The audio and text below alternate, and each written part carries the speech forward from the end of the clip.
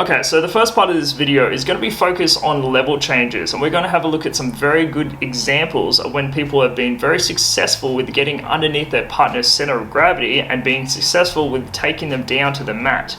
The second part of this video is going to be focused more on snap downs, pushing and pulling and moving their opponent and looking at some key elements and what we should be focusing on when we're trying to look for a successful snap down. So let's just get stuck straight into the video. We're always trying to sell our feints and trying to get that action reaction. So as we shoot in, we aim to touch the leg, sell the feint, looking for a sprawl, maybe coming back up to inside ties or a collar tie. Pushing, pulling, moving our opponent, working on our snap down, looking for our openings, displacing their balance, looking for our offense, going for our doubles, singles, snapping them down to a front head cover position where we can start to threaten the chokes, or maybe even circling around to their back. When you do find the right timing to shoot in on your opponent, you're changing levels, pushing off your trail leg, usually in a split squat, and trying to get your lead leg as deep as you possibly can, right in between your opponent's legs. This is going to guarantee that you have way better posture when your opponent tries to sprawl or stuff your head. Not only that alone, but obviously with Jiu Jitsu and submission grappling, there is that threat of the guillotine choke, or that defensive guillotine choke as you're shooting in. So that's why it's very, very important to shrug your shoulders, bring your chin down, keep your elbows in, make sure you drive in as much as you possibly can, commit to your takedown. That way there's much less chance of them going for a guillotine choke. And that's what you'll notice with a lot of these examples as well. Okay, so right here we have a great example of a very nice level change. So as Jordan Burroughs went to reach out to go for a collar tie, he changed levels, and you'll notice the head difference here. So look at the opponent in red. He's a hell of a lot higher than Jordan Burroughs in blue is. So this is going to make it a lot easier for Jordan Burroughs to get underneath his center of gravity. Another thing as well, you'll notice that his lead knee is in line with his chest. So as he's doing his penetration step, this is going to make his life a lot easier to bring his hips in once he starts to reach around the back of his opponent's legs. This is going to make it a lot harder for the opponent in red to sprawl.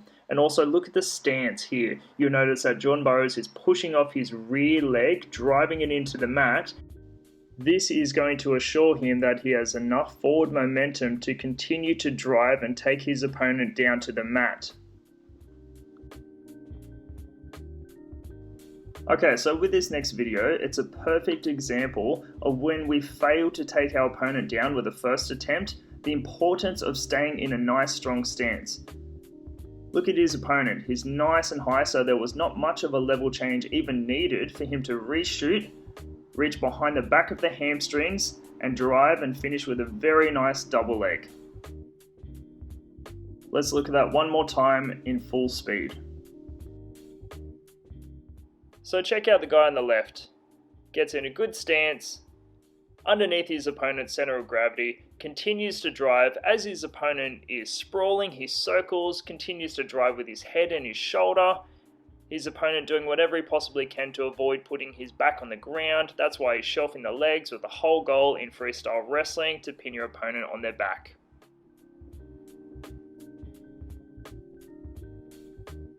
So here we're going to look at some examples of some gi matches. So what you'll notice with these examples is they're actually shooting in from quite a distance, trying to avoid their opponent controlling them by holding onto their gi. This is obviously going to help with aiding in their takedown.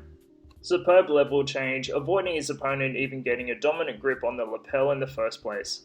Switches from one leg, goes to both legs, brings his hips in as his opponent is threatening the guillotine choke. Makes it much easier to elevate his opponent. With this example, he posts off the arm,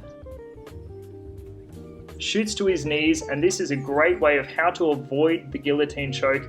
Head right in the center, going for the blast double. We have an arm drag off this one. As he shoots in, he starts to cut a bit of an angle. He's clasping his opponent's arm towards his body. Another very great way of how to avoid the guillotine choke when you're going for a takedown.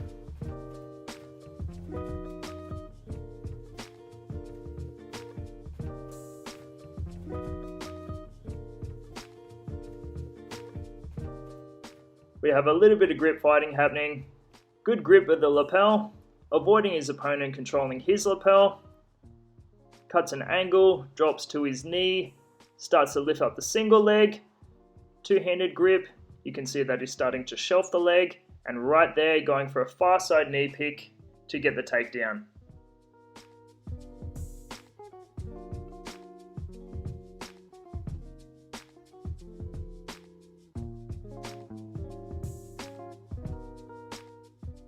And let's check out a master at work. So there was a lot just happening there, so let's break it down. So goes to touch his opponent's head, reaches for the legs, his opponent falls for it, waits for him to reset, touches the head again, reaches for the leg, his opponent sprawls again. As he comes up just slightly, he drives with the head in the center, reaches around the back of the legs to finish with a superb blast double.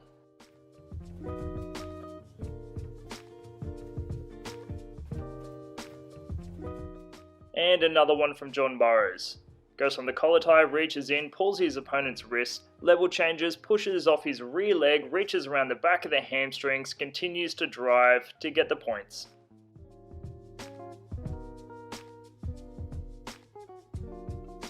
And here we have John Smith, a folk style and freestyle wrestler and now coach. Some consider to be the greatest wrestler of all time. 2-time NCAA champion, 6-time world champion, and 2-time Olympic level champion, talking about the importance that every time you grab your opponent's head to move them out of position and not just hang off their head.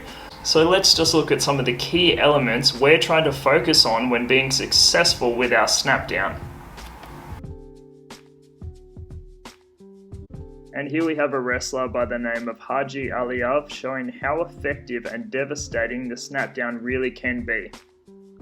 So with this example of the snapdown, you'll notice he's got a left collar tie and he's controlling the wrist with his opposite hand. He's going to lean towards his opponent, feel that action-reaction. Once his opponent is leaning on him, you'll notice he steps back with his left leg and he's going to displace his opponent's base and pull him into the space that he's made.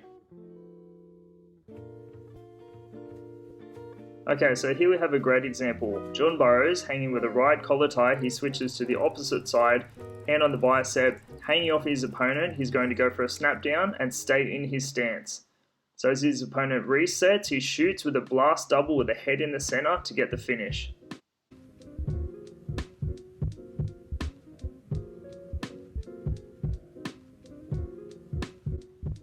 Not only is the snapdown such a great way of displacing your opponent's base and looking for an entry, but you can obviously see how taxing it can be and how much it can wear on an opponent.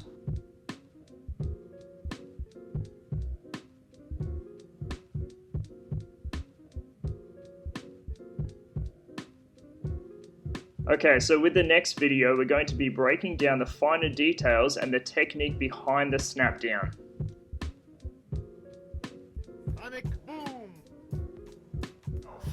Along with, I do have an online platform with a free membership with every single video I've ever made. I'm constantly uploading videos on a regular basis. If you do want to check that out, the link is in the description. And until next time,